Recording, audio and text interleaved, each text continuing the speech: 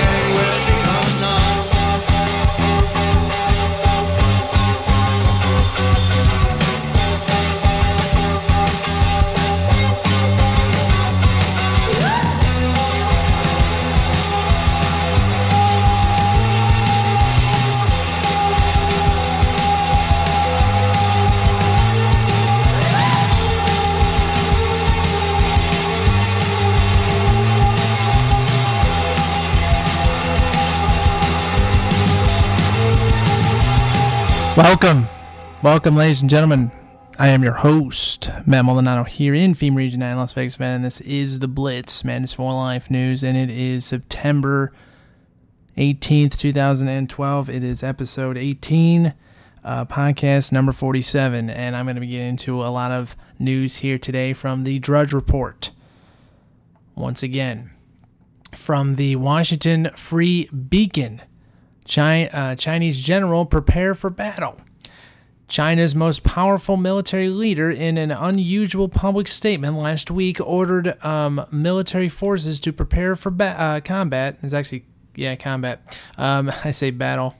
As Chinese warships deployed to waters near disputed islands, and anti-Japan protests throughout the country turned violent. Protests against the Japanese government's purchase of 3 privately held islands in the Sikas chain led to mass street protest, the burning of Japanese flags, and attacks on Japanese businesses and cars in several cities. Some carried signs that read, "Kill all Japanese and fight to the death," over disputed islands. One sign argued China to threaten a nuclear strike against Japan. The General Vice Chairman of the Central Military Commission, considered the most senior military political commissioner, said Friday that military forces should be prepared for any possibility military combat. I can't even say his name, sorry. San Hanan news agency reported. Heightened tensions over the islands came as Defense Secretary Leon Panetta arrived in China Monday. Panetta, in comments made in Japan shortly before traveling to China, said, "We are considered by the demonstration, and we are concerned. There we go. We are concerned by the demonstrations, and we are concerned by the conflict that is taking place over the islands. The message I have tried to convey is we have to argue claim and restrict all on all sides," he said, noting any provocation could produce a blow-up. Panetta repeated the U.S. Position that it is neutral in the dispute over Japanese islands. A small chain of islets located south of Okinawa and north of Taiwan, but he also reaffirmed the U.S. defense commitment to Japan, a treaty ally. We stand by our treaty obligations, Panetta said, echoing a similar commitment made during a 2010 standoff between Beijing and Tokyo over the islands. They're long-standing and there has not changed. China claims the islands as its territory and calls them the Diaoyu Islands. Last week, following the Japanese government's purchase of 3 of the snikas from private Japanese owners, 6 Chinese maritime security ships were deployed near the islands. Further heightened tensions. XU's unusual comment following reports in state-controlled Chinese media that oppose the Chinese government's purchase of the 3 islands. XU said during a visit to military units near Tonyanan in the North Province of Snikasi of efforts. I can't even say the names. I apologize. You can find this on the Washington Beacon. Yeah, Free Beacon. You can find that on the Drudge Report. So if I didn't say it right, you can actually read what I'm trying to read, okay? Efforts should be made to assure that the military is capable of resuitingly performing its duty to safeguard the country's national sovereignty, security, and territorial integratedly, however, whenever it is needed by the party and the people. A U.S. official said the PLA's most senior political general rarely makes such direct appeals to troops to prepare for combat. Panetta told reporters en route to Japan, the first stop on a 3-nation visit to Asia, the United States does not take a position with regards to territorial disputes. In 2010, then Defense Secretary Robert M. Gates invoked the U.S.-Japan Defense Treaty when tensions between China and Japan increased over Tokyo's arrest of a Chinese fishing captain who rammed his boat against a Japanese Coast Guard vessel in waters near the islands. Gates said the United States will fulfill our alliance responsibilities toward Japan. There we go. Excuse me. One more paragraph here. Japanese Coast Guard announced on September 14th that 6 Chinese patrol vessels sailed into Japanese controlled waters near the islands, and the vessels ignored Japanese warnings for the ships to leave the area. And it just continues on from there.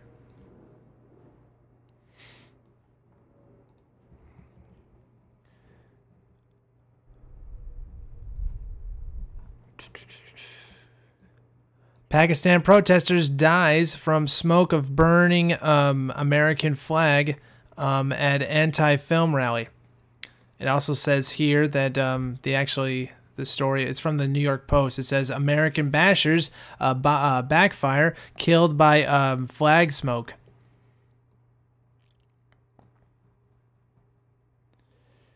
Old Glory strikes back. In an apparent case of red, white, and blue revenge, a Pakistani protester died yesterday after inhaling smoke from a burning American flag during an anti-U.S. rally.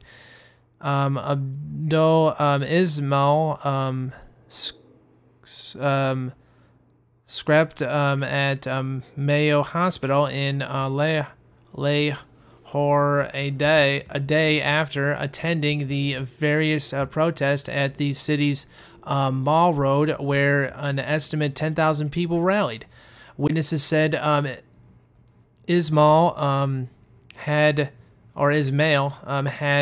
compiled a feeling ill after breathing flames from burning flags. Pakistan's Express Tribune reported Anthony Pakistani, a protester, was killed during clashes with police yesterday after demonstrators set a press club ablaze, apparently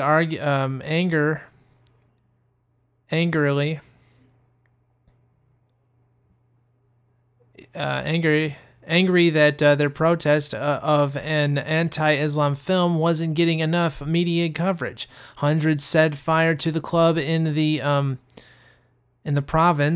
provinces upper Dur area. Authorities said. Police said cops charged the crowd, beating them with batons. The mob then set a government office ablaze. The protester died and several were wounded when police and demonstrators exchanged gunfire, police said. Yes. Also yesterday, a man died after being shot in the head Sunday during a march in which hundreds of people broke through a barricade to get to the U.S. consulate in the southern city of Karachi? There were more clashes in Karachi yesterday as demonstrators from the student wing of the party tried to reach the consulate. Police lobbied tear gas, fired rounds in the air and made 40 arrests. No injuries were reported.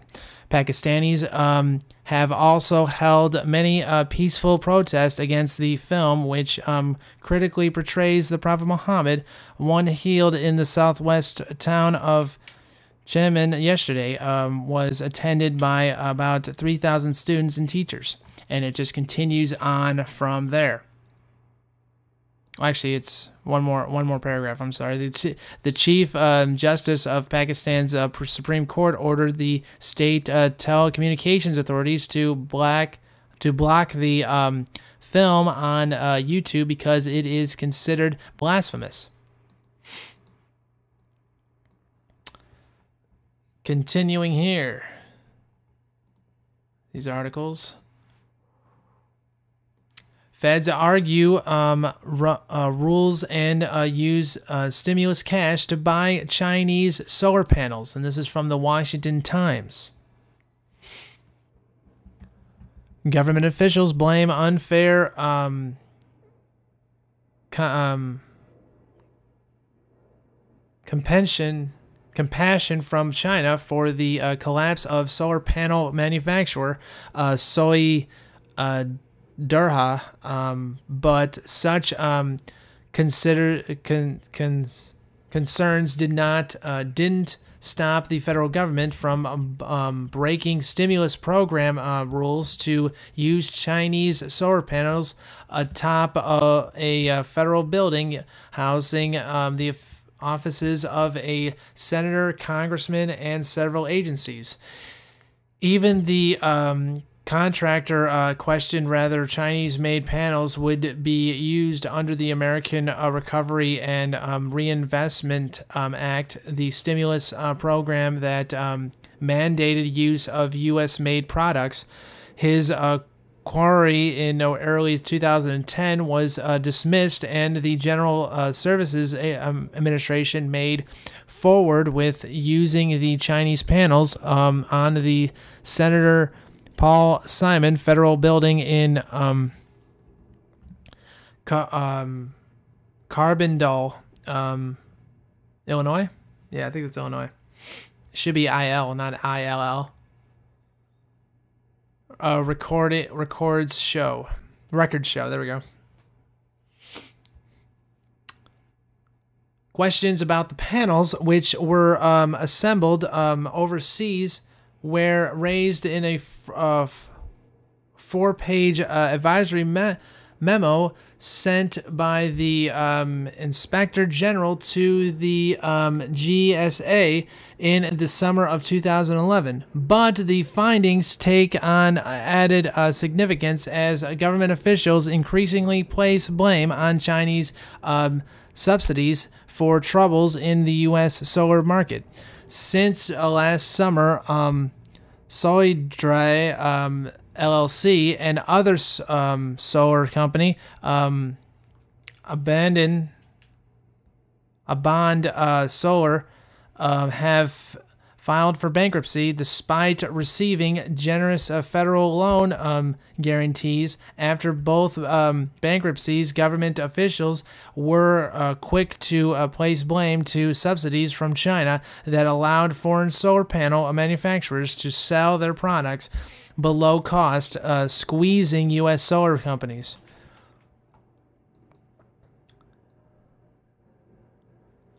Continuing here, meanwhile, the conductor on the Illinois building project, J.R. Coyne Associates, intentionally questioned GSA officials on whether solar panels assembled in China could be used under the stimulus program, but a procurement office told the company to proceed according to records. And it just continues on from there. Next article here.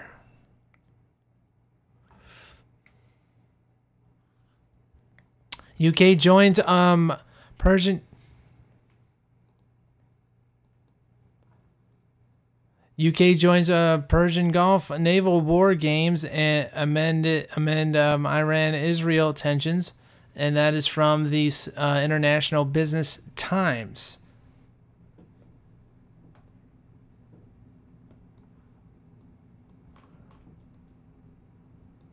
British warships have joined a major naval exercise in the Persian Gulf as tensions between Israel and Iran over Tehran's nuclear power program increases. British forces are taking part in a joint operation conducted by the navals of more than 30 countries to sweep the area, a major transit point of maritime trade, clean of mines. The UK is committed to a standing presence in the Gulf to ensure freedom of navigation in international waters, such as the Straits of Hormuz, said Defense Secretary Philip Hamed. Disruption to sailing in the strait would threaten regional and economic growth. Any attempt by Iran to do this would be illegal and unsuccessful. The show of strength is exercises that include naval deployment by Saudi Arabia, the U.S., and France, was designed to warn off Tehran from contemplating disrupting trade routes in the ongoing diplomatic poker game over its nuclear obsessions and Israel's threat of a strike. The Straits of Hormuz between Iran and Oman is one of the most heavily used trade waterways in the world. Some 35% of the world's oil shipments, about 18 million barrels a day, pass through the 21-mile-wide channel. Nuclear tension. Israel's Prime Minister Benjamin Netanyahu has been putting pressure on President Obama to threaten Iran with a military intervention. If Tehran takes its nuclear program further, it's important to place a red line before Iran. that actually reduces the chance of a military conflict, because if they know there's a point, a stage in the enrichment or other nuclear activities that they cannot cross because they'll face consequences, I think they'll actually not cross it. Netanyahu told CNN.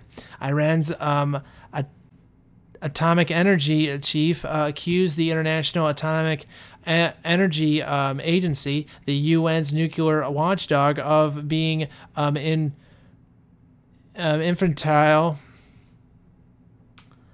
by terrorists and saboteurs after power lines to a nuclear enrichment plant were blown up.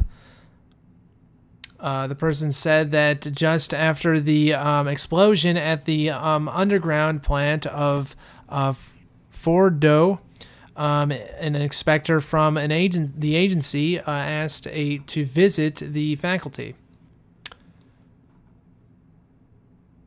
Does this visit have any connection to the Toshin, who other than the IAEA inspector can have access to the complex in such a short time to record and report failures?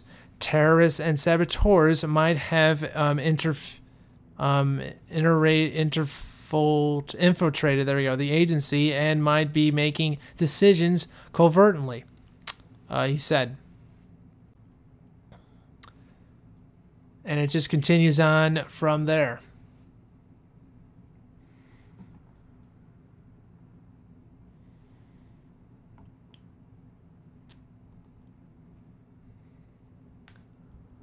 Iran deploys a Russian-made submarine in Gulf.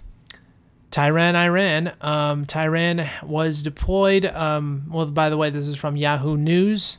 And I think the last one, I already said the last one, where that was at. Tehran has deployed one of its Russian-made submarines in the Persian Gulf.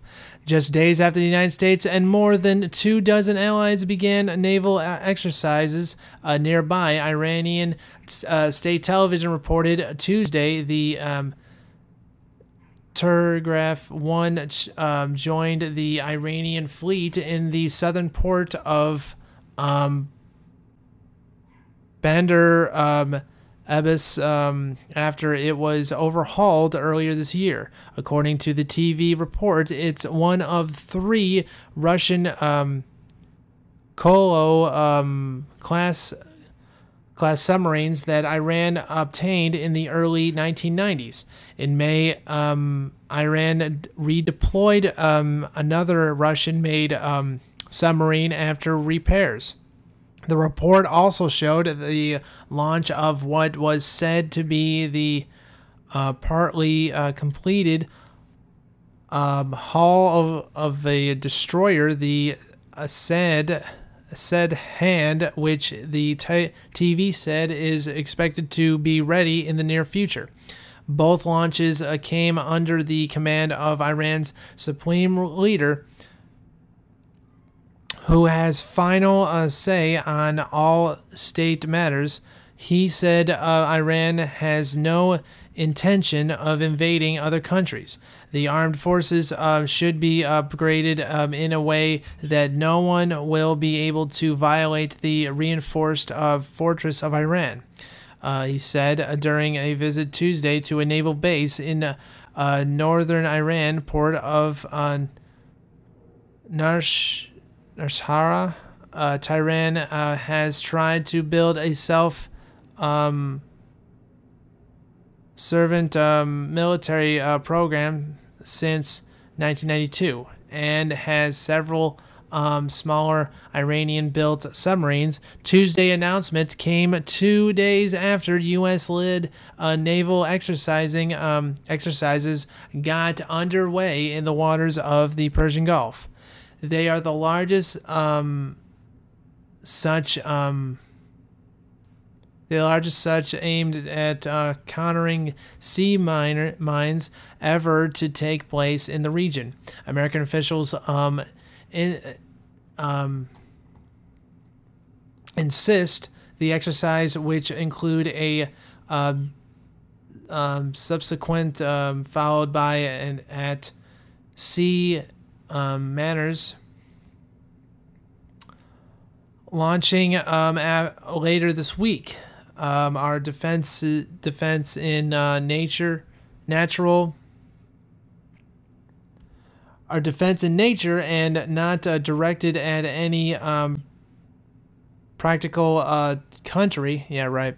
But the U.S.-led drills are seen as a response to Iranian warnings earlier this year. It could close the strategic oil route in the Straits of Hormuz in retaliation for tighter Western sanctions.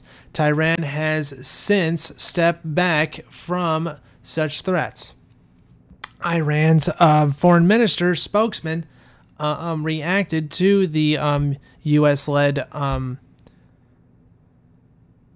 by denouncing the pressure of foreign powers in the region. The root of insecurity in the region is the military pressures of Western and foreign powers, which easily trample the interests of countries of the region to secure their own interests and provoke instability and insecurity, he said. The U.S. and its allies suspect Iran is pursuing a nuclear weapon, a charge Iran denies. Iran says its nuclear activities are amended at peaceful proposes like power generators and cancer treatment.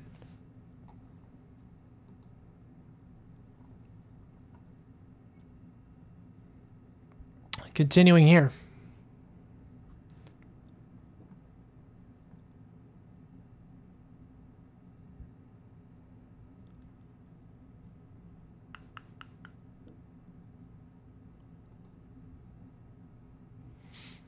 U.S. military suspends joint patrols with Afghanistan. This is from the CBS Evening News, cbsnews.com.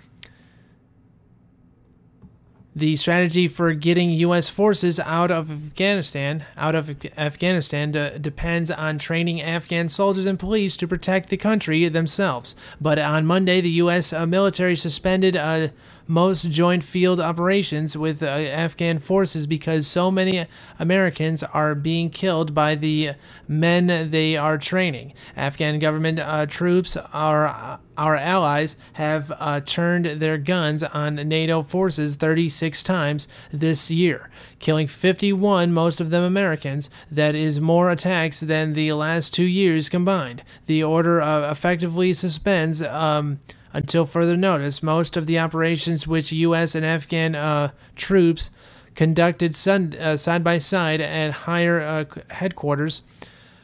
Afghans and Americans will still work together, but in the field's small unit operations, putting Afghan soldiers aside, Americans, the guts of the U.S. strategy to turn the fighting over to Afghanistan, Afghans will be suspended unless an inspection is granted by a commanding general. The order was issued after a long weekend in which 4 American and 2 British troops were killed by so-called insider attacks. Afghans turning their guns on their supposed allies. After separate of insider attacks, NATO lessens Afghan partnership.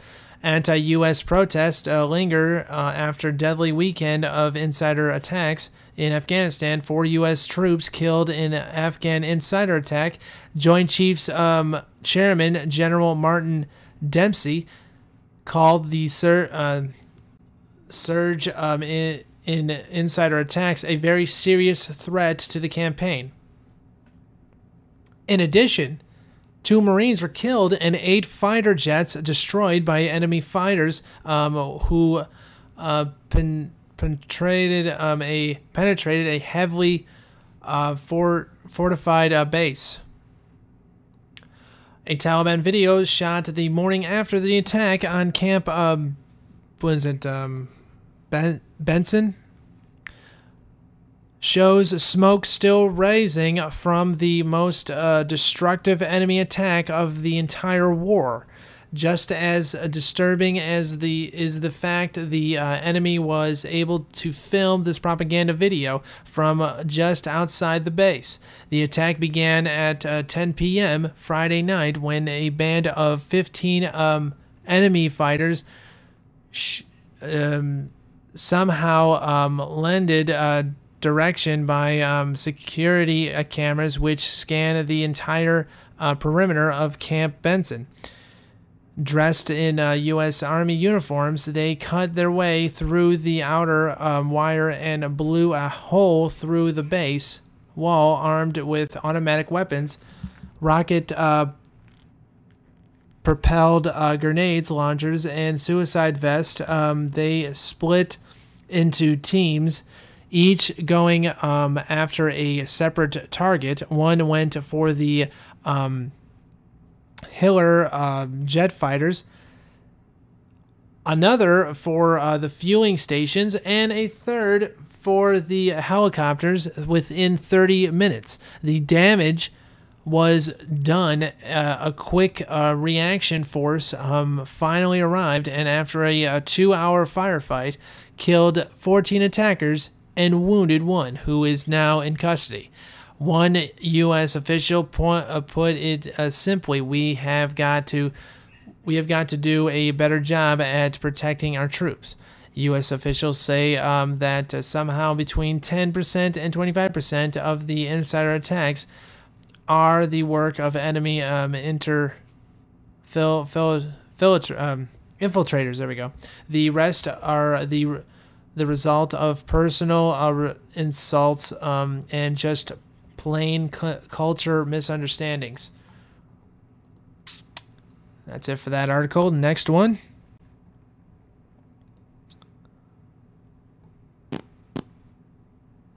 Military, two Marines assigned to Mirmar unit killed in insurgent attack.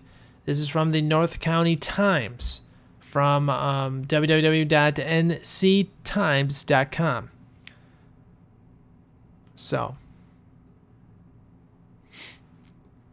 two Marines assigned to a unit headquarters at Mirmar Military Corp Air Station unit, but based in Yuma, Arizona, have been identified as victims of an insurgent attack on the primary military Marine corps based in Afghanistan, military officials said Monday. The Pentagon said in a trust statement that Lieutenant Colonel Stephen K. Christopher K. Rebel, 40 years old, of Huntingdon, Philadelphia, and Sergeant Bradley W. Atwell, 27, of Indiana, died in the Friday attack. Rebel was the commander officer of a Hiller squadron. The two were among 8 troops killed over the last 3 days. He and Atwell died when Camp Benson in the Heman province came under attack by insurgents. Officials said the attack insurgents wore U.S. Army uniforms when they assaulted the base, killing the 2 Marines, wounding 9 over other people, and destroying 6 Hiller fighter jets. 14 insurgents were killed.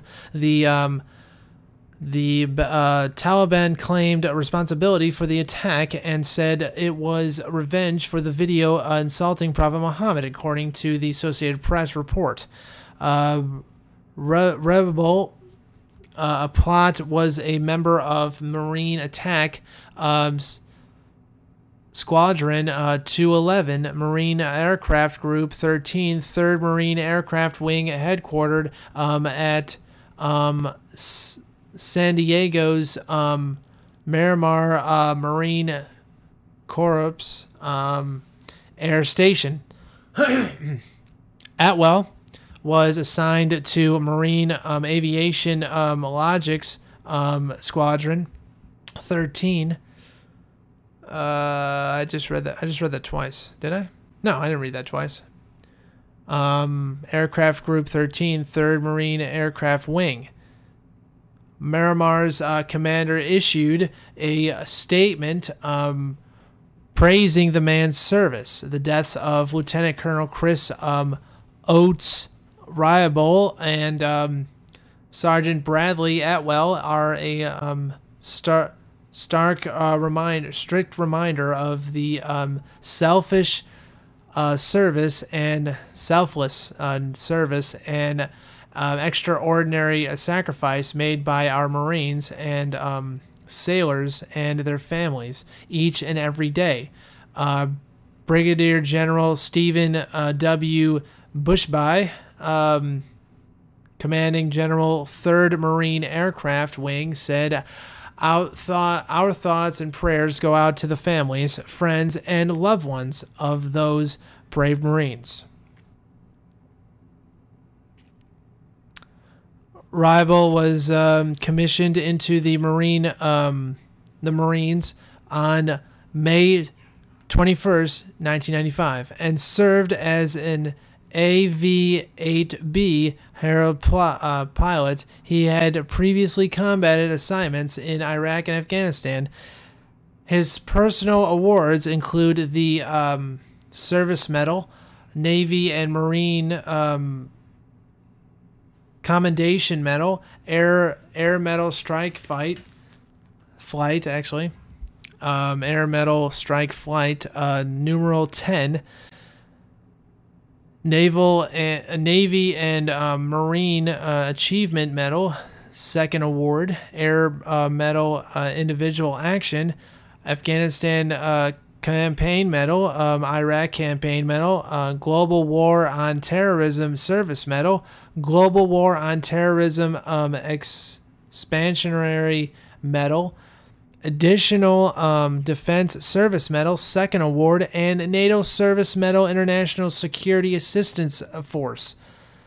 Atwell enlisted in the Marines on October 17th, 2005, and served as an electrical systems technician. His personal awards include the Marine Gold Conduct Medal, second award, Afghanistan Campaign Medal, Global War on Terrorism Service Medal, National Defense Service Medal, and NATO Service Medal International Security Assistance Force.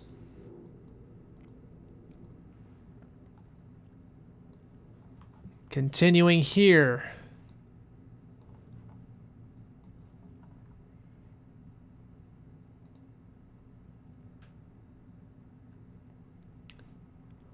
Libya, we gave U.S. 3 days warning of Benghazi attack. This is from the independent.co.uk news.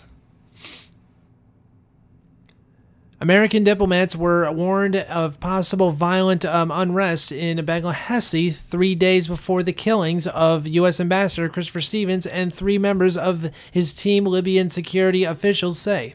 The claim came as the country's interim president said the government had information that the attack on the U.S. consulate had been planned by an Islamist group with links to Al-Qaeda and with foreigners taking part. However, the American ambassador to the UN, Susan Rice, insisted that the killings had results from a demonstration against a film about the Prophet Muhammad.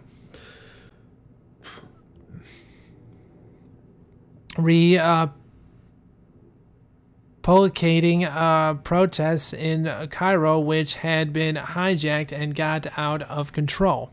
The Independent has reported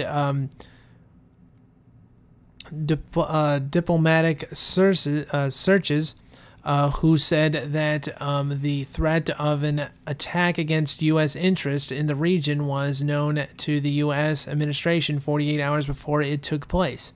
The alert was issued by the State Department Bureau of Diplomatic Security, but not made public. A State Department spokesman maintained, "We are not aware of any actionable intelligence indicating that an attack on the U.S. mission in Benghazi was planned or amended." But President Meg Arf told the American station National Public Radio, "We firmly believe that this was a pre-calculated, pre-planned attack that was carried out specifically to attack the U.S. consulate. A few of those who joined in were foreigners who had entered Libya from different directions, some of them differently from Mali and Algeria. A senior official, the biggest militant in Benghazi, the February 17th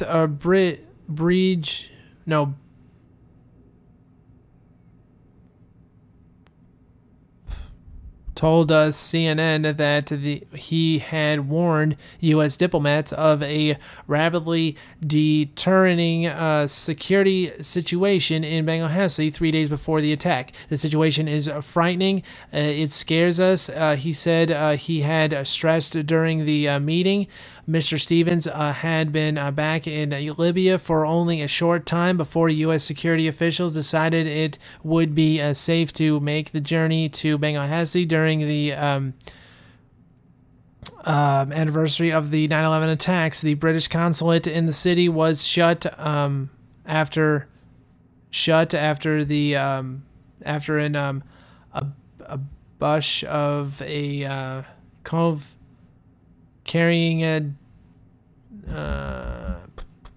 the UK ambassador, in which his bodyguard were injured. The UN and International Committee of the Red Cross offices had been bombed, and there had been a spent political assassinations. And it just continues on from there.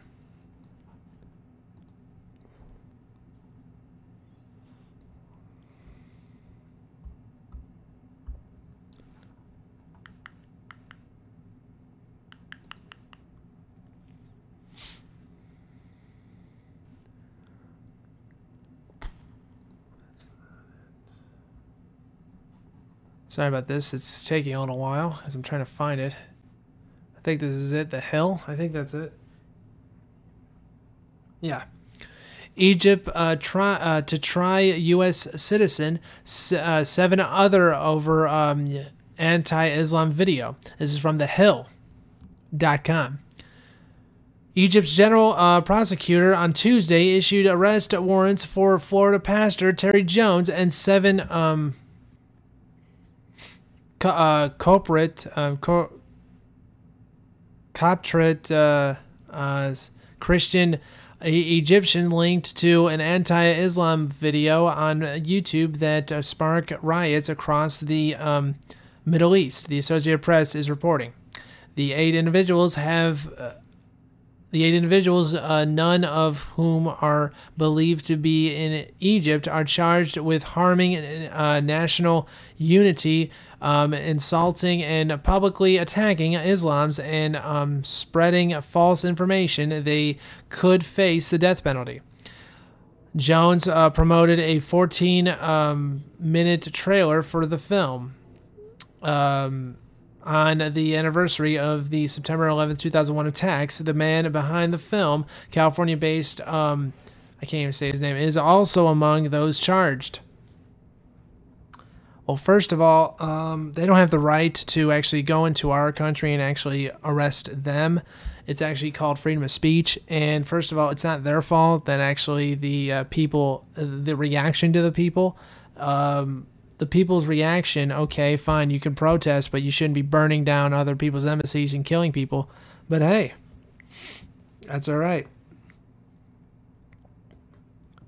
I don't like a video like that, because first of all, I think all religions, in a sense, besides like satanic religions, but most religions like Islam, Muslims, even Buddhism and others, are about unity and peace. So with Christianity, Catholicism, and others, it's only the individuals that push for global attacks, global burnings of flags, and global just massacres. That's what I think. But hey, that's just me. Continuing here with the next articles. Just get in the news, Matt. Don't talk about your opinion, because it doesn't matter. And I know people are going to go, yes, it does. No, it doesn't. All right, last but not least, Iran tensions loom over Israelis on Jewish New Year. Jews around the world are observing Rosh Hashanah, the Jewish New Year. In Israel, the mood is somber.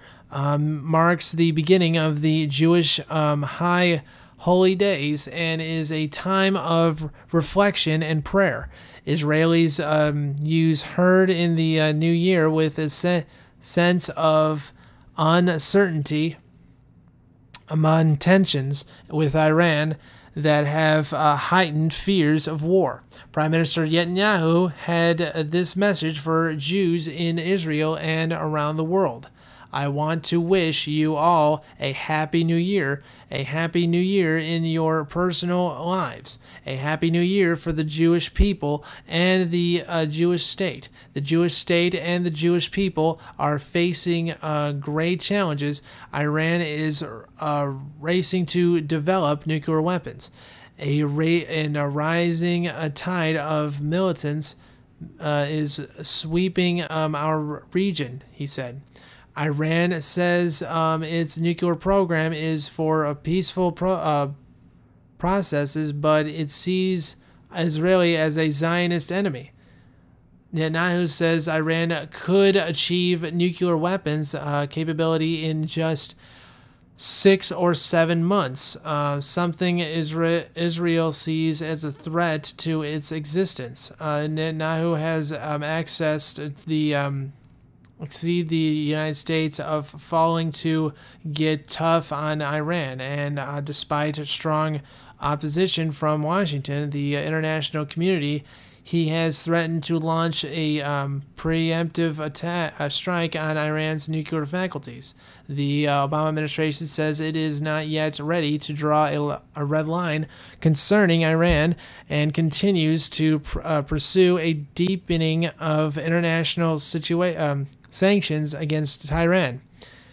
One man on the street in Jerusalem says Israel will have no other choice. It is a very dangerous situation. Excuse me. It is a very dangerous situation to allow a very disturbed and unsustainable nation like Iran to develop weapons of mass destruction, he stated. The fear is that an Iranian attack could spark a subsequent regional war. Iran has promised retaliation with its essential of ballistic missiles. Missiles, there we go. And Israel could also be bombarded with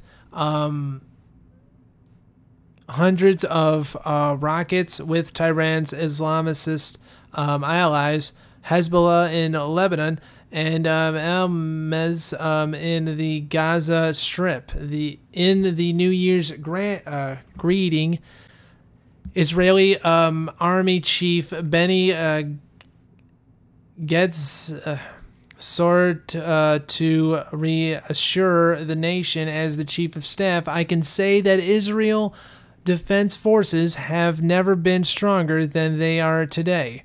He explained, we are confronting every security changes facing the state of Israel, rather on our borders or far beyond. Still, despite the fears, many Israelis hope for the best in a tradition they dip apples in honey for a sweet new year.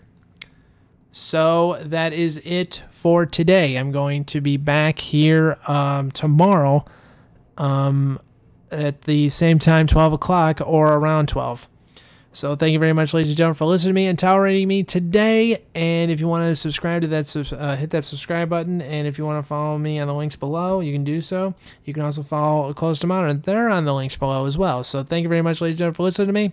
And God bless America.